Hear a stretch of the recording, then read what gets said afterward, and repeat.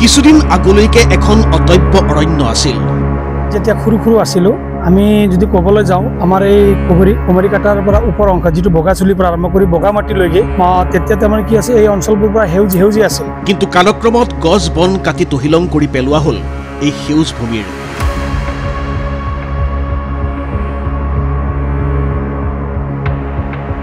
তাৰ পিছত বাঢ়ি আহিল অৰণ্য কাষৰীয়া অঞ্চলবোৰত মানুহৰ লগত হাতীকে ধৰি বিভিন্ন জীৱ জন্তুৰ সংঘাত।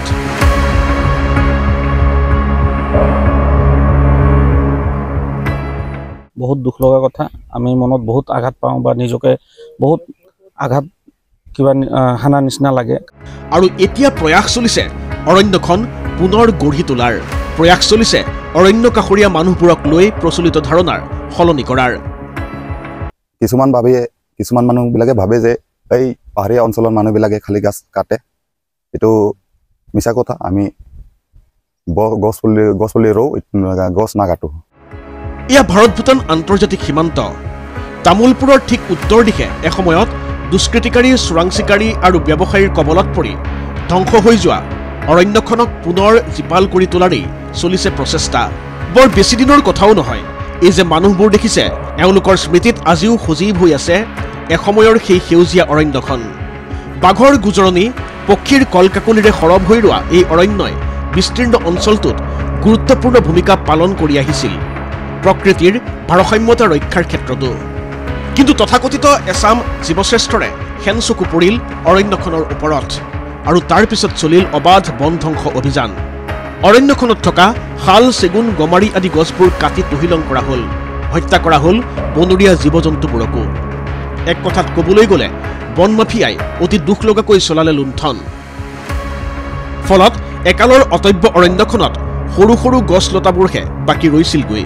কিন্তু অৰণ্যখন ক্ৰমে সংকুচিত হৈ অহাত বাঢ়ি আহিল জনসচেতনতাবোধ, আৰু ৰাইজৰ হেঁচাত আৰক্ষী প্ৰশাসন, বন বিভাগো বাধ্য হৈ আগবাঢ়ি আহিছে বনদস্যুৰ দলক বাধা দিয়াৰ বাবে। ফলাফল এয়া, ওচৰৰ ৰাইজ, কেইবাটাও NGO, দল সংগঠনৰ কৰ্মী আৰু সৰ্বোপৰি প্ৰকৃতি সচেতন জনতা আগবাঢ়ি আহিছে অৰণ্যখন পুনৰ গঢ়িবলৈ। কৰিছে বৃক্ষৰোপণ, আৰু গছপুলি ৰোপণ কৰাতে দায়িত্ব শেষ নকৰি প্ৰতিটো গছপুলিৰ প্ৰতিপালন কৰিছে অৰণ্যখনৰ পূৰ্বৰ চেহেৰা আৰু সৌন্দৰ্য ঘূৰাই অনাৰ লক্ষ্যৰে। আমি গছপুলি ৰুলোঁ, আৰু প্ৰায় আমাৰ 2 বছৰ আগৰ পৰাই আমি গছ ৰোপণ কৰি আছোঁ ইয়াতে। যিটো আমি গছপুলি ৰোপণ কৰি আছোঁ, আমি বিৰাট দৃঢ়ভাৱে এইটো দায়িত্ব ল'ম। উল্লেখযোগ্য যে প্ৰায় 80% ধ্বংস হৈ যোৱা অৰণ্যখনত এতিয়াও কিছু মূল্যৱান গছ, নাহৰ ফুটুকী, হাতী, গাহৰি আদি জীৱ জন্তুৰ লগতে ইয়াত মৌৰা চৰাইও আছে। তদুপৰি বিভিন্ন প্ৰজাতিৰ কীট পতংগ আৰু চৰাইও পৰেহি ইয়াত। তেনেস্থলত ৰাইজৰ এই সচেতনতাবোধেই আগন্তুক সময়ৰ বাবে যেন নতুন আশাৰ সঞ্চাৰ ঘটাইছে। তামোলপুৰৰ পৰা প্ৰদীপ দাস, ND24।